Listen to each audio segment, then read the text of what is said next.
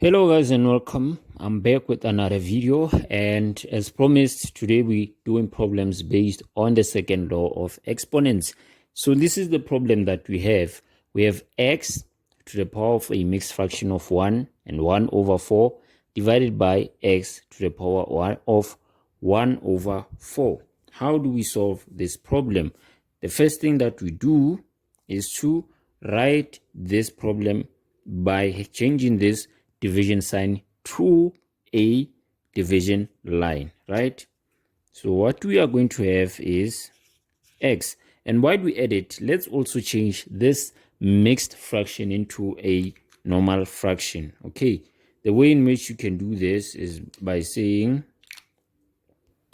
4 times 1, which will give you 4, and then add it with this numerator, meaning that you get 5 over 4. 5 over 4 divided by this one, which is x to the power of 1 over 4.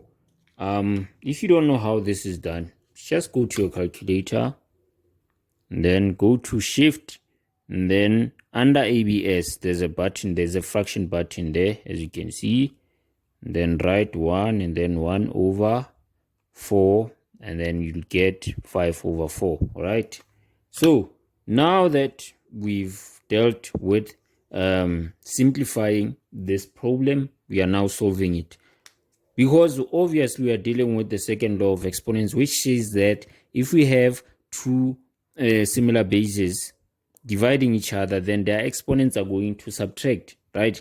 But the exponent at the bottom will be subtracted from the exponent at the top. So when we proceed here, what we will have is x to the power of this exponent at the top, 5 over 4, minus the exponent at the bottom, which is 1 over 4. Our final answer should be x, if I'm not mistaken, because we'll have 5 minus, our final answer should be just x. Technically it's x to the power of 1, but it should be x. Let me just check on the calculator to be sure. 5 divided by 4 minus 1 over 4 is 1. So we know that we never write 1. So our final answer is simply x. Okay, let's do the next problem. Okay, here's another problem. So what we have here is p to the power of 6 divided by p to the power of 2. First things first, this will be written in a form of a division line. So what we will have is p to the power of 6 divided by p to the power of 2. Then when we proceed, the exponent at the bottom will be subtracted from the one at the top under the same base of p. So we have p to the power of 6 minus 2.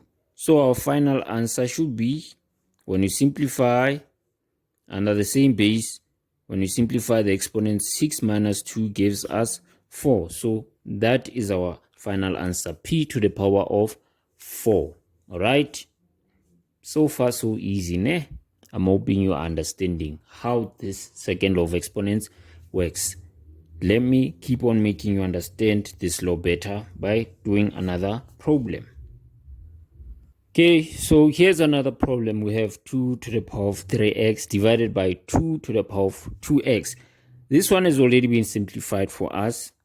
We can see that the division line has already been drawn for us. So when we proceed, we'll simply just subtract our exponents. The one at the bottom will be subtracted from the one at the top under the same base of 2, right?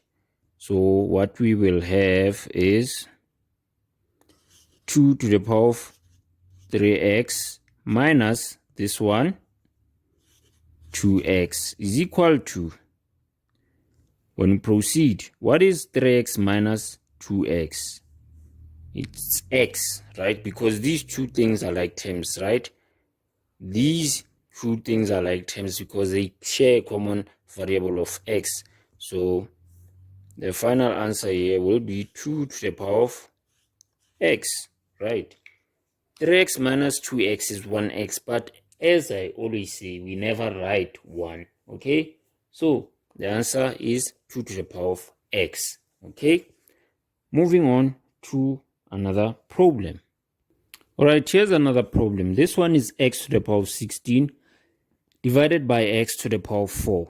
First things first, the division sign will be changed to a division line. So we will have x to the power of 16 divided by x to the power of 4. When we proceed, we will have x to the power of 16 minus this exponent will be subtracted from this one. Then the final answer will be 16 minus 4 should be x to the power of 12. So that is your final answer for this particular problem. More problems coming up. Okay, here's another problem. So here we have 7 to the power of 1 minus n divided by 7 to the power of n. How do we solve this? Already a division line is there for us. So we will write this one at the top first. 7 to the power of 1 minus n. This one will be subtracted from the top. So we will have minus n. Then when we proceed, what will be our final answer? When we proceed, we will have 7 to the power of, our like terms are as follows. We have 1 is alone, it's just, it's by itself as a constant, and then these two are our like terms. They are like terms because they have a common variable of n, so we add them together. So you'll say -1 plus -1, or rather -1n plus -1n, and we should get -2n. So this is our final answer. Okay, we can take it further, but I'll just leave it here for now. You can simplify it further, but I'll leave it here for now. Yeah, so this is the answer that you're supposed to get. Let's do more problems. Right, so here's another problem. We have a to the power of b divided by c to the power of d. Can you just guess the answer for me, guys? Can you just guess the answer? Pause the video and just think a little bit about the answer. What you think is supposed to be the answer here. Okay, I'm hoping that you've guessed what the answer you think it's supposed to be here. Well, let me take you out of your misery.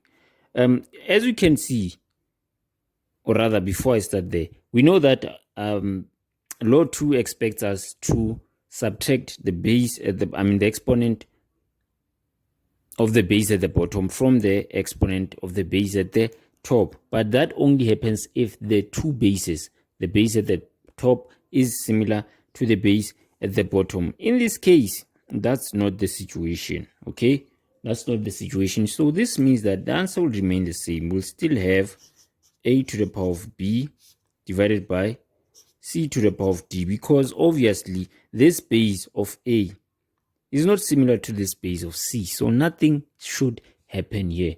All right, so this problem will remain as is, or rather the solution will be the problem remaining as it is.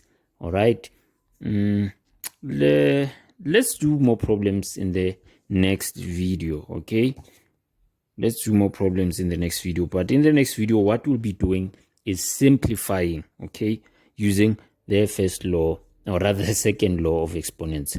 For now, kindly like the video and of course subscribe to the channel. I'm out. See you on the next one.